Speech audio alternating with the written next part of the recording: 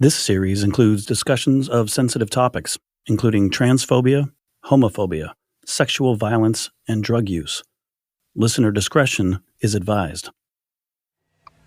To remember Nikki Kuhnhausen, friends and loved ones of the murdered 17-year-old transgender girl are numb over her death.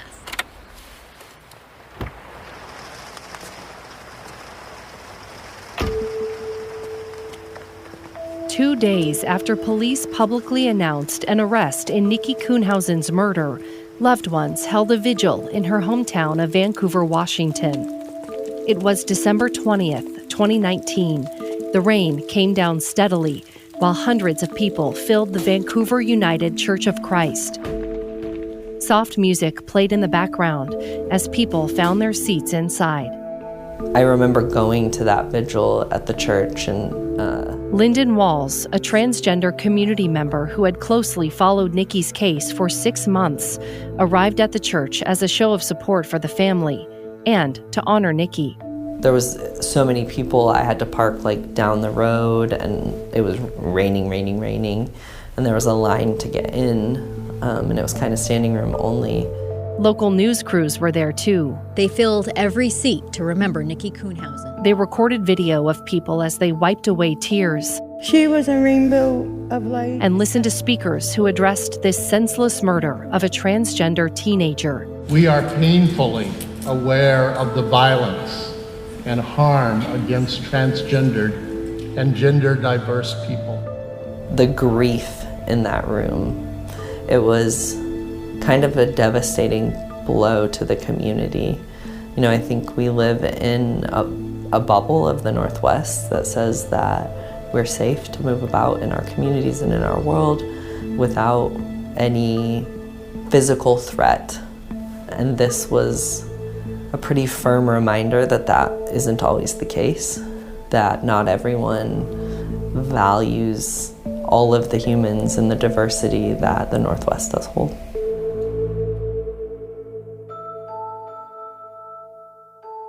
People were still coming to terms with Nikki's violent death, trying to wrap their heads around the allegation that David Bogdanov, a man who had only just met Nikki, strangled her. And soon, they would have another shocking detail to process, something David's defense team would present about Nikki during trial.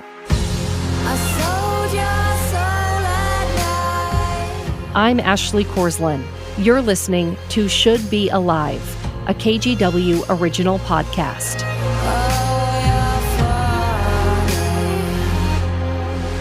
Episode 4 of 6, Flight Risk.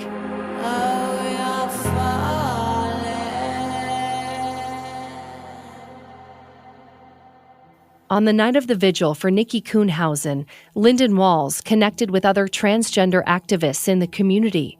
It was the first time they all had a shared space to grieve and to process what had happened.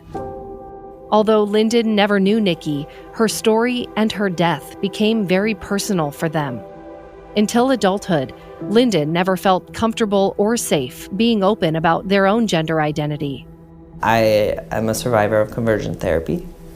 I was involved in evangelical churches and knew early on that I was gay, a lesbian at the time. I had not even conceptualized the idea of gender, but went through conversion therapy and some pretty harsh religious beliefs around sexuality.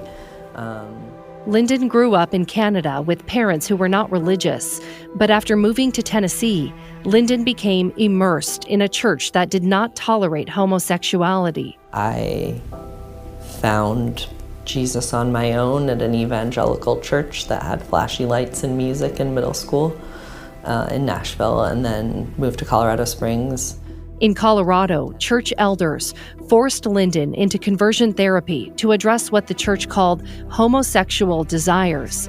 Lyndon was encouraged to use rubber bands and snap their skin as punishment whenever they had sinful thoughts. You know, if you're watching a movie, never watch a kissing scene, always avert your eyes. Just very rigid boundaries.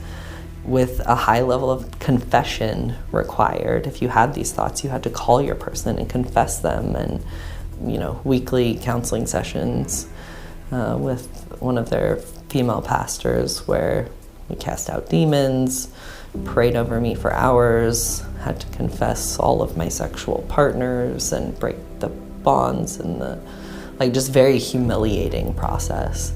And they create this toxic shame where you're willing to comply because it means you don't experience that shame.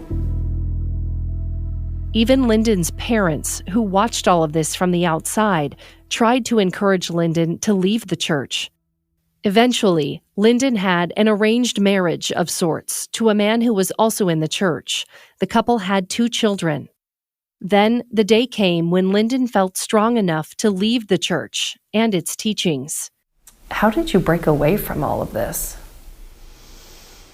Well, I had a kid, and I realized that if I wanted to have children who were empowered and enjoyed their lives, I needed to do that for myself, and I needed to show them that that was important.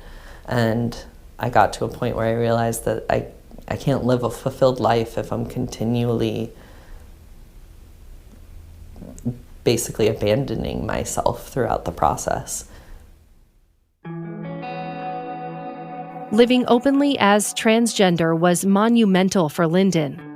But that didn't mean everything was easy. It was anything but. Sure, Lyndon was living their true gender identity and found a renewed sense of self, but there was still so much self-loathing and guilt to work through. And on top of that, discrimination and intolerance from others. The hatred can run deep, and I think it shows up in little ways like getting spat at. There's also misgendering that happens all the time, and I don't think people realize how hard it is until you put them in that situation. And this is all part of what drew Lyndon to Nikki's story. From an early age, Nikki had lived her life being openly and proudly trans, something that took Lyndon until adulthood to even begin accepting, something that's still a work in progress today. It was after attending Nikki's vigil that something sparked in Lyndon, a desire to get involved in something bigger, a call to action. That's when Lyndon officially became part of the Justice for Nikki task force, activists who teamed up to tell Nikki's story to more people. When I came on, there was about 7 of us from different parts of the community. Then there's a group of trans parents. They all have trans teenagers. They got involved in the task force at a larger amount. And so that was kind of when we started to actually have some momentum and could communicate. The task force also gave Nikki's mom, Lisa, the support she needed to get justice for her daughter. What's your first memory of that group forming? Just a lot of love and tenderness and Here's Lisa. a lot of understanding and caring and really held me up when I couldn't hold myself up, And knowing she would soon face her daughter's accused killer in court, Lisa needed every ounce of support she could get. My name is Kristen Arnaud. I'm a deputy prosecutor in Clark County. I'm currently assigned to our Children's Justice Center. Colin Hayes, senior deputy prosecutor, currently assigned to the appeals unit, was working in the major crimes unit at the time that this case was being handled. In January of 2020, prosecutors Kristen Arnaud and Colin Hayes were assigned to represent the state in David Bogdanov's trial. Right away, they started debriefing with detectives on the case, doing as much research on the investigation as they could. When an arrest first comes in, they, of course, do a probable cause statement, or at least in this county, in this state, they do that. So that's, the real quick blurb about what the case is. So you read that, talk to the detectives, and then, as you find time, read through the reports as they come in. Based on the evidence, prosecutors charged David with second-degree murder. Because of the way the facts laid out that we didn't know his story about how everything happened, we weren't able to charge murder in the first degree because we didn't know how everything went down. We knew that it had gone down, but we didn't know the exact pattern or anything like that, so we weren't going to be able to prove premeditation. What they did have is the cell phone cord found at Larch Mountain, where Nikki's remains were discovered. The cord was knotted around hair and a piece of bone from Nikki's neck. Prosecutors also knew David's phone had pinged in the same area the morning Nikki was with David. And they had those statements David made in his first police interview about gay and trans people. Like I said, when I found out that that's who she is, and I don't know how I didn't catch on sooner, but it must have been because I was so drunk, drinking all night, you know, and then when the subject came up somehow, whatever way that was, I just got disgusted and I asked her to just get out. So for me, it's just very disturbing and disgusting when people are like this. I don't know. All of these pieces helped prosecutors begin to form a picture that this murder was fueled by bias. And bottom line, you do feel he killed Nikki because she was trans? Yes. Absolutely. So the state added a second charge in the case, something called malicious harassment, which is Washington's hate crime charge. The man accused of murdering a transgender teen appeared in court today. A few weeks after David Bogdanov's arrest, he had a hearing to determine whether he would be able to post bail and be released until trial. And things got heated. Dozens of the victim's supporters, they packed the Clark County courtroom. The hearing was widely publicized and well attended. More than 100 of Nikki Kuhnhausen's loved ones and supporters lined up outside the Clark County courthouse in the rain. Some of them wore pink shirts that read, "Justice for Nikki." There were so many people who wanted to be in the hearing that once the courtroom filled up, everyone else had to watch from a separate room in the basement of the courthouse. Even more people filed into the fourth floor of the building. They all watched on a closed-circuit TV system. Here's Superior Court Judge David Gregerson. So obviously there were a lot of news reports during that time, and then we became aware of a lot of social media activity and interest, and it became an issue where we were concerned about courthouse security, and I had to liaise with our courthouse staff to make sure we handled that appropriately. We had information that there could be 200 or 300 people, supporters of Nikki specifically, who might want to show. And obviously we have a courtroom with limited capacity. It was not going to happen. And also some people from the defendant's community. It could be a Russian or religious community or a combination of the both. And it was an emotionally charged situation. So we were concerned first and foremost about security and safety for everyone. Inside the courtroom, David Bogdanov wore an orange jumpsuit. His hands were shackled in front of him. He listened as Senior Deputy Prosecutor Colin Hayes asked the judge to order no bail or a minimum of $6 million bail. Essentially, the state wanted to make it nearly impossible for David to bail out pending trial. Hayes argued that David had a propensity for violence and that he posed a risk to LGBTQ+ people. Nikki's mom, Lisa Woods, got up to speak, standing just a foot away from David.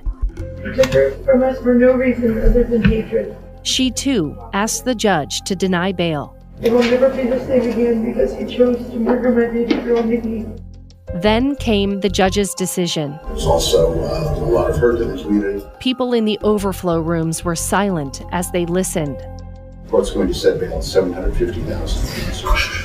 He set David's bail at $750,000. Nikki's supporters let out audible gasps in the courtroom. It wasn't what they'd hoped for. Here's Judge Gregerson. So on the question of bail, the court has a specific body of law that governs how we consider when and under what circumstances to set bail. And there are a lot of factors that a judge has to take into account. The first thing you look at is, the seriousness of the charge, the strength of the information supporting the case, whether there's very strong evidence that would indicate guilt of a serious crime, or more, in this case, very much a circumstantial case presented at the first appearances.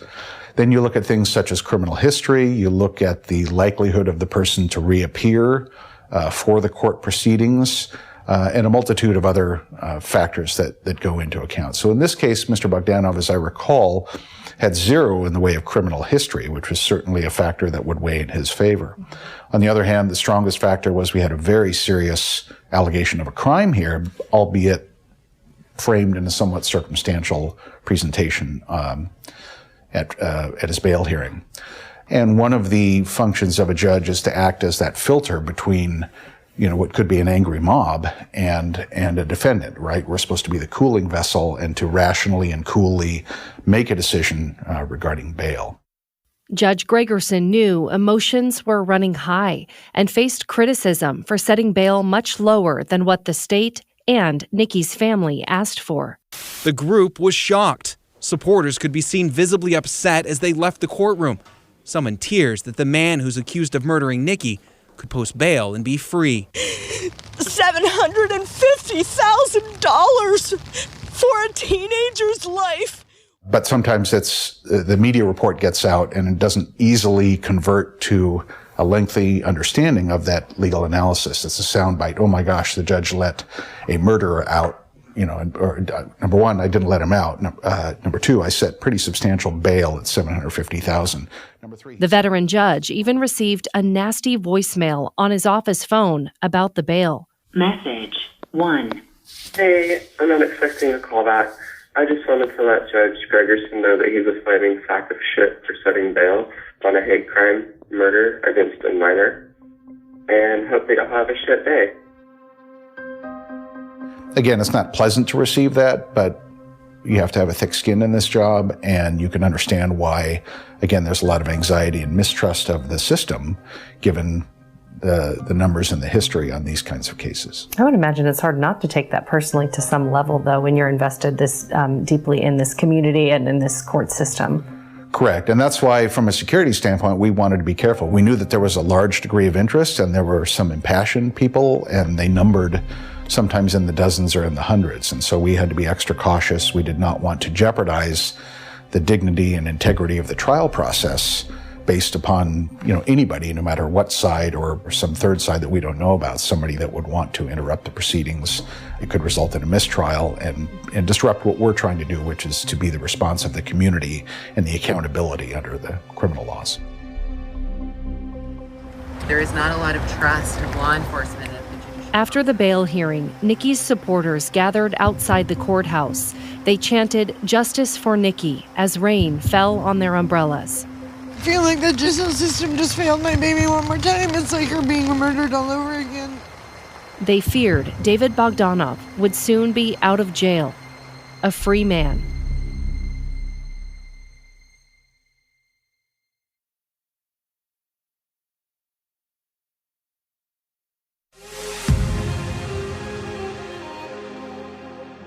David Bogdanov never was able to post the 10% of the $750,000 bail to get out of jail pending trial. Still, the issue of his bail would be revisited 2 months after that initial hearing. By March of 2020, police had discovered information that David had traveled to Ukraine on the day Nikki died. When it was learned by the prosecution, here's Judge Gregerson, and brought to the court's attention that he had left the country the day of the alleged crime on a one-way ticket to Ukraine. And obviously that was from the state standpoint, and I think the court agreed, that was a game changer. Prosecutors argued that this trip illustrated David was a potential flight risk. They asked the judge to increase David's bail from $750,000 to $6 million. David's defense attorney argued the $750,000 was appropriate and that David would surrender his passport if he posted bail to ensure he wouldn't be able to leave the country. Judge Gregerson ultimately agreed with the prosecution's request to increase the bail, but wouldn't go as high as $6 million. He set the bail at $2 million, and David remained behind bars. By the spring of 2020, prosecutors Arnaud and Hayes were laser-focused on moving the case forward to trial. We had thousands of photos. We had probably over an hour of just interviews of David. So there was a lot of discovery to review. There's at least 3,000 pages of various documents that went out as discovery provided to the defense in the case. The pair also interviewed close to 50 witnesses and experts. On average, each of those interviews lasted more than an hour. I think it would be unusual for a case like this big to go to trial within a year of it actually being charged. It's probably the average is like 1 to 2 years. Unfortunately, it takes that long. What they didn't know at the time is that the COVID pandemic was about to enter the picture. Just 3 months into prosecutors' work on the case, pandemic shutdowns brought the justice system to a virtual standstill and caused a backlog of cases in Clark County, Washington, to grow even larger. At that point, Despite the slowdowns caused by the pandemic, Vancouver police detective Dave Jensen was busy working on his own investigation. He wanted to know more about David Bogdanov's trip to Kyiv, Ukraine. At this point, I am writing search warrants for just about everything to find information about the murder and who he might have talked to, anything he might have said about it. One of those warrants was for David's email account and his internet search history. The records showed he had originally searched for a round-trip ticket. It showed his first search being a two-way ticket search, exactly like 2 weeks apart. But then he corrected it. David changed it to a one-way plane ticket from Portland, Oregon to Kyiv. So I could see that thought process going on, as well as the ticket being booked on that day. Jensen also got records from Apple showing David's iCloud account, including photos he took while on the run.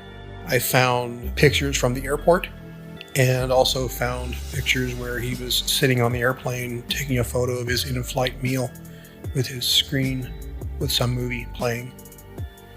So I think I might have called that something like luxury cowardice or something. But so flying off to Ukraine, and then I also found a whole lot of photos of museums and monuments and things in Kiev. All of them were just of him. One thing I noticed when I went after his social media was that he was very into posting lifestyle photos. Fancy cars, drinks, food, destinations, places, basically trying to look like an Instagram influencer type of accounts, lots of posed things. On his trip to Ukraine, he went completely dark on social media.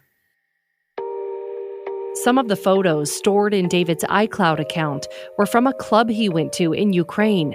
It was for some sort of promotional event for Bacardi rum.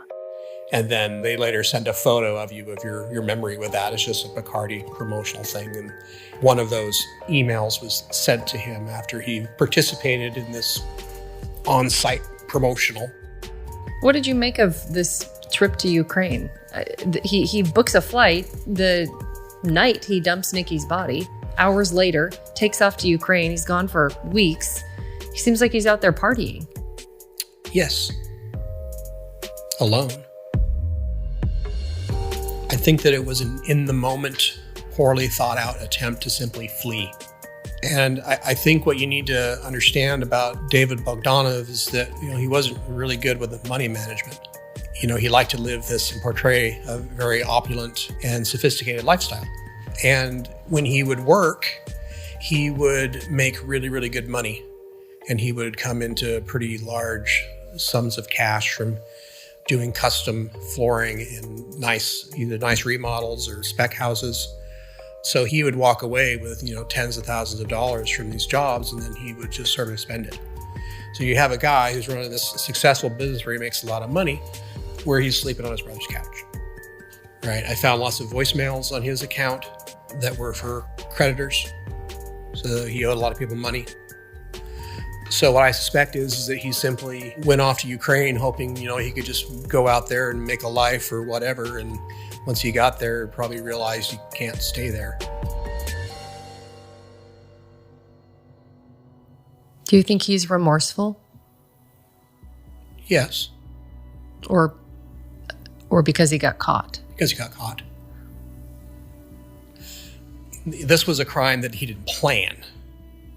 He didn't go out that night saying, I'm going to go find a trans girl, I'm going to murder her, okay? So, this is him cleaning up after the fact. A normal thinking person or a person, might say, I made a horrible mistake and I should come clean.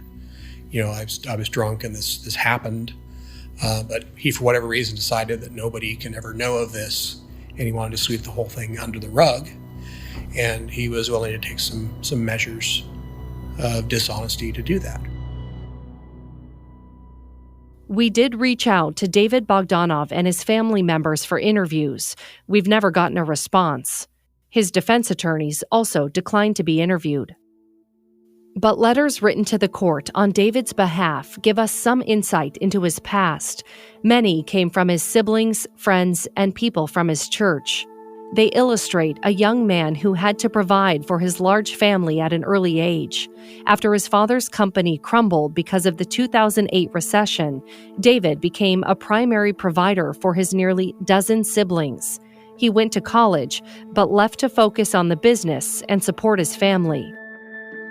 Here are some of the things David's loved ones wrote in letters to the court. These are being read by voice actors. When I heard that my brother was in jail and charged with a horrible crime, I was shocked because David wouldn't be capable of committing such a deed. He respected everyone in his community and never judged anyone for who they are. In the news, there were reports he was dealing with certain addictions, such as alcohol abuse. The truth is, I have never seen him angry or depressed, or sharing any words of having transphobia. I spent many years watching him grow from the high school ministry.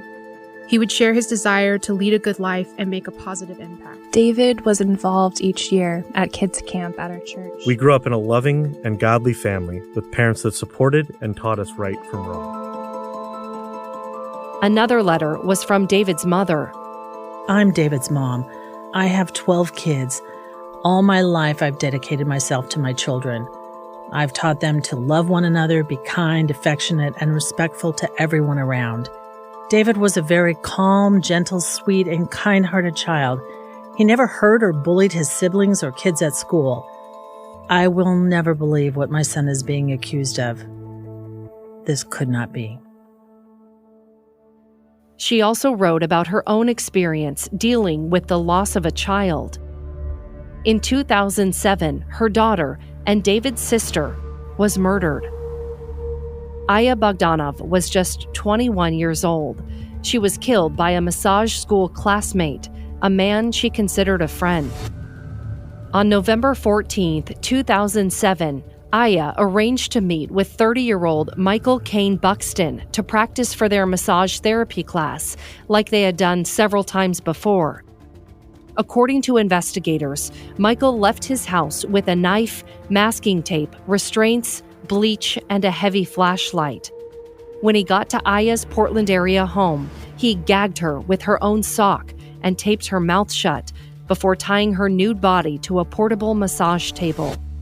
He sexually assaulted her and slit her throat. Michael then set the house on fire. He fled the state, but was eventually arrested and charged with first-degree murder for the grisly crime. He was convicted and sentenced to life in prison. I was a reporter at the Oregonian for about 14 years. Kate Taylor covered Aya's murder for the Oregonian newspaper. It was one of her last assignments before leaving the industry. Especially when something like this was so senseless. And to this day, it's one Kate has never been able to forget, even 15 years later. So that's what stuck with me. I've never seen grief like that. I mean, that was so clear to me. It was the worst. After Aya's murder, Kate was invited to report on an intimate vigil at the Bogdanov family home. She mostly talked with Aya's father, Yuri, and some of Aya's 11 siblings. Kate does not recall meeting David Bogdanov at the vigil. He would have been around 12 years old at the time. But her mother is what haunts me, because she looked like I imagine I would feel if something like this had happened to my child.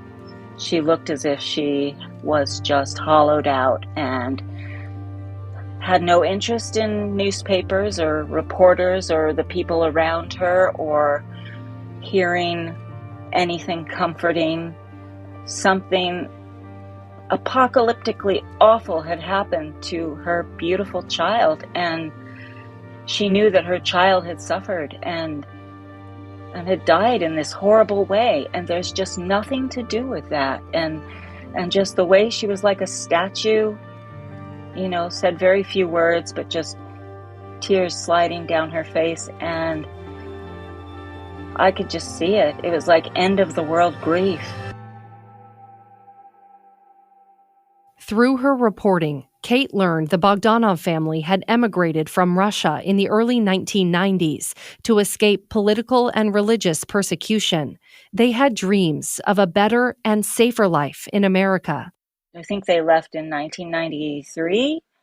It was after the breakup of the Soviet Union, and Chechnya was just in political and economic chaos. Corruption and crime were rampant, and people were suffering badly. Many people and families were unemployed and dealing with poverty and religious persecution, all kinds of issues. Gangs in Aya's neighborhood were bullying and abusing families and just terrorizing people.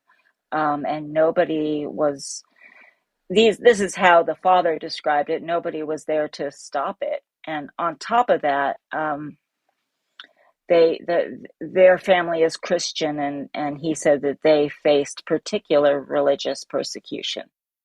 Kate recalls one particular story that Yuri, David and Aya's father, shared with her during the vigil. He detailed what had been the catalyst for the family's move to the U.S.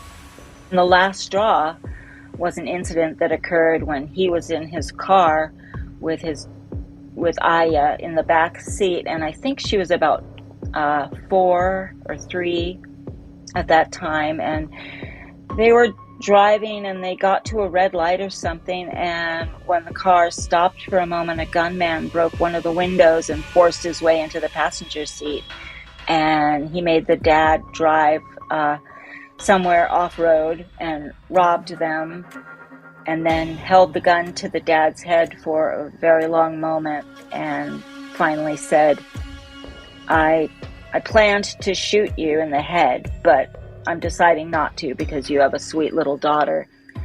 And in that way, the father considered Aya to be his own little guardian angel. And she had, in a way, saved his life, and that's why it was unbearable to him that he hadn't been there to stop her killer. After all, they had come to America for the safety it provided, or at least the illusion of it. And Aya's murder tore the family up. During a court hearing, Yuri Bogdanov spoke to his daughter's killer. He said, "I wish for you to go through everything Aya went. I wish that your brothers and sisters and relatives could go through what we went." Like Nikki Kuhnhausen's family, the Bogdanovs had been through the trauma of losing a family member. And now, they found themselves on the opposite end of the experience.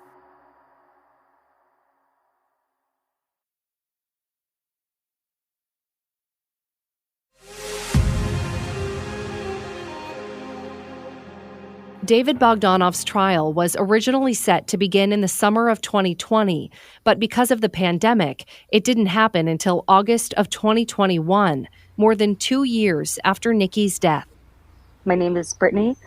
I live in Vancouver, Washington, and I was a juror on the Nikki Kuhnhausen case. Several weeks before the trial was set to begin, jury summons were mailed out across Clark County, Washington. One of them arrived in Brittany's mailbox. It was a hot, early August day. Brittany, who didn't want us to use her last name, opened an official letter from Clark County Superior Court.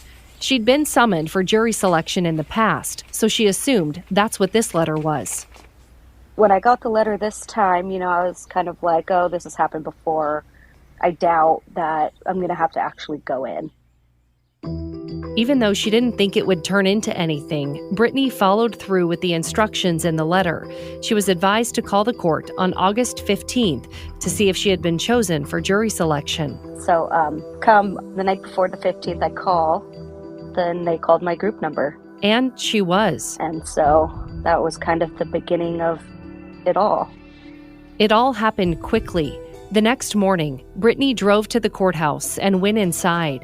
She walked down a long hallway to a courtroom where she joined a few dozen others. They all wore masks as they filed into rows of seats for jury selection. Good morning, ladies and gentlemen. I'm Judge Gregerson. I want to welcome you into Clark County Superior Court. We are in a specific courtroom today for jury selection proceeding. Serving as a juror is one of the most critical exercises of your rights and responsibilities under our constitutional form of government. Attorneys started asking questions. Does anybody get really excited when they got their jury summons? Number 9. Would you like to be a juror? No.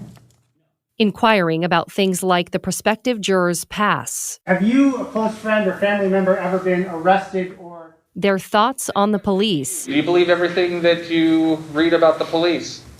Pretty much. My son is a police officer. And their opinion of the criminal justice system. You're 22. I think it's too lenient. I think there should be harsher punishment. There's too much favor going to the criminal. And ultimately, if they could be impartial. Number 3, same question. You're probably convinced, but not beyond a reasonable doubt. Do you convict the defendant? Anything about that situation that would make it hard for you to be fair? No. Okay, thank you. Are the stakes higher in a hate crime case when it comes to finding the right jury? I mean, what was jury selection like? It's definitely different. Here are prosecutors Kristen Arnault and Colin Hayes. There's more that you're going to have to talk about, more that you have to discuss with people. And so we did what's called a questionnaire. So it was written questions for the jury to kind of feel out where they were at as far as their ideas on LGBTQI rights. And we were a little surprised by some of the responses that we got, but more or less people were very honest and forthright. And that's kind of how we were able to approach that. And then we discussed it with them more in detail. Can you elaborate on what you were surprised by? One of them was, do you have any negative thoughts or beliefs regarding those who are transgender, gay, bisexual, something very close to those words. And some people had religious reservations. Some people just didn't agree with that, as they put it, lifestyle, and things of that sort.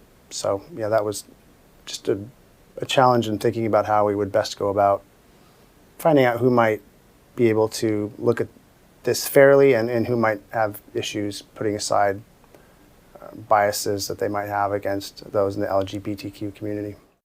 Attorneys for both the prosecution and defense whittled away at the large group of prospective jurors. Eventually, they identified a list of 12 people who would sit on the jury. I really did think I wasn't going to be chosen. Brittany was one of them. And then it was like literally last second timing. She became juror number 3. And then they picked me. Brittany didn't know a lot about the case just yet. She hadn't even heard the names Nikki Kuhnhausen or David Bogdanov, but she quickly started to understand the complexity and weight of the case at hand. I didn't know much at all. I knew they had told me it was like a second-degree murder case, and that was pretty much it.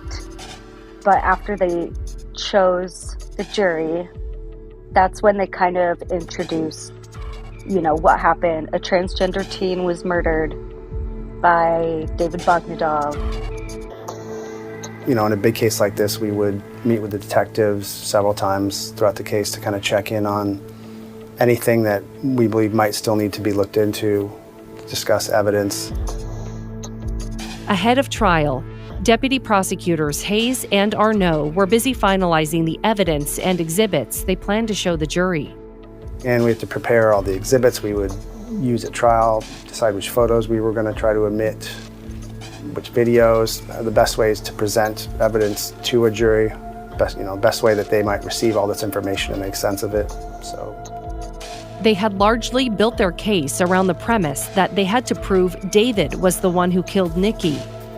But just before the trial started, the defense team threw a curveball. David was going to claim self-defense. Here we didn't get any inkling or mention of that until about 2 weeks prior to trial. So I think we both were a little shocked. It changed how we approach the case. It changes, it changes some of the arguments that are going to come in versus what's not going to come in. And that was kind of our main concern, was what was going to end up coming in because of the self-defense. They were about to find out. Okay. Opening statements began on August 17th of 2021. All right, ladies and gentlemen, I'm going to ask then that you please give your attention to Mr. Hayes, who will give the opening statement on behalf of the state of Washington. Mr. Hayes. As the defendant left Nikki's lifeless 17-year-old body in the Larch Mountain woods, he had decisions to make. Whether to leave behind the phone cord that he had used to strangle her with, whether to show up to work that day, whether to flee the area. His victim, Nikki, would never get to make another decision again. He made sure of that. The defendant murdered Nikki after finding out she was transgender. The defendant murdered Nikki because his respect for human life was outweighed by his hatred for those who are gay and those who are transgender. Prosecutor Hayes spoke for 14 minutes, ending with this. The evidence is going to show that his actions in the hours, days, and months following Nikki's murder are not consistent with a person who has done nothing wrong or a person who has nothing to hide. At the end of this trial, after you've heard all the evidence and the judge has told you the law that applies to this case, I'm going to come back again in front of you and ask you to find him guilty of murder in the second degree and guilty of malicious harassment for taking Nikki's life and cutting what was already such a short life even shorter. Thank you. All right, thank you, Mr. Hayes. Then, now, ladies and gentlemen, please give your attentions to Mr. McAleer, who will give defense opening statement. And again, Mr. David's attorneys had their turn. Good morning again.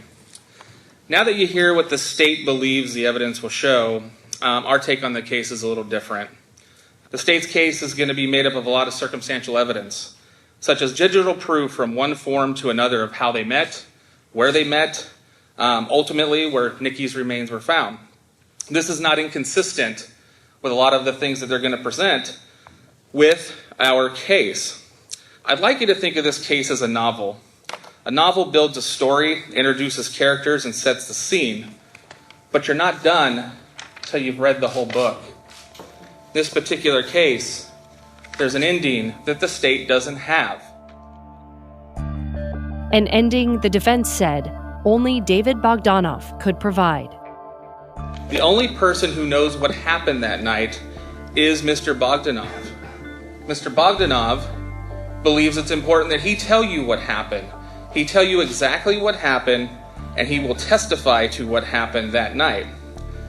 We wanted to let you know that we may not take much objection with a lot of the state's routine evidence in this case because we don't have a burden to prove Mr. Bogdanov is considered innocent until proven guilty, and it's all part of the story.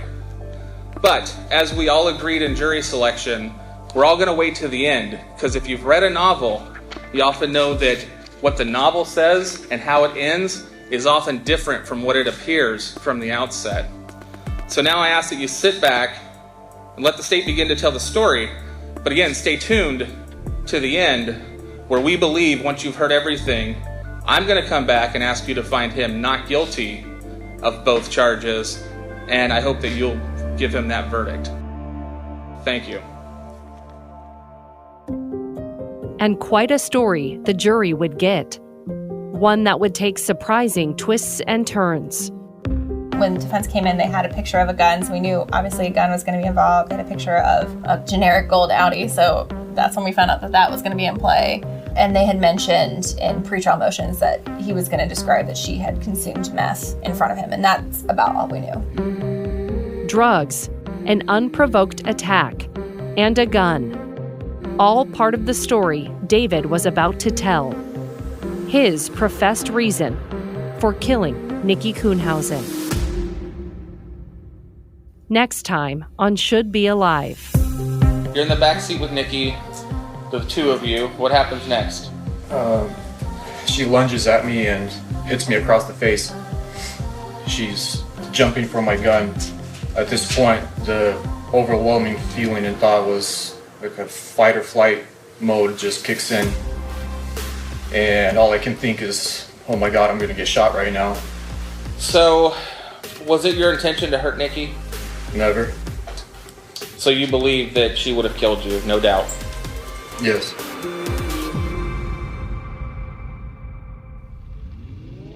Should Be Alive is a KGW and Vault Studios production. Please follow and leave us a rating or review. We've got a lot more information about this case, including videos and pictures, on kgw.com/shouldbealive and on the KGW YouTube page. This show is written, produced, and hosted by me, Ashley Korslin. Our audio editor and co-producer is Zachary Carver. Our executive producer is John Tierney. The Vault Studios team includes Will Johnson, Reed Redmond, and Ian Hill. Original artwork by Jeff Patterson and videography by Kurt Austin and Nick Bieber.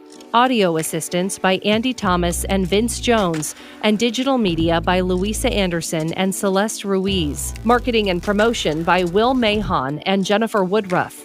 Our Tegna legal counsel is Will Herman. Special thanks to Lyndon Walls with Idea Stack Creative, KGW General Manager Steve Carter, News Director Greg Ratsinas, and the entire KGW staff.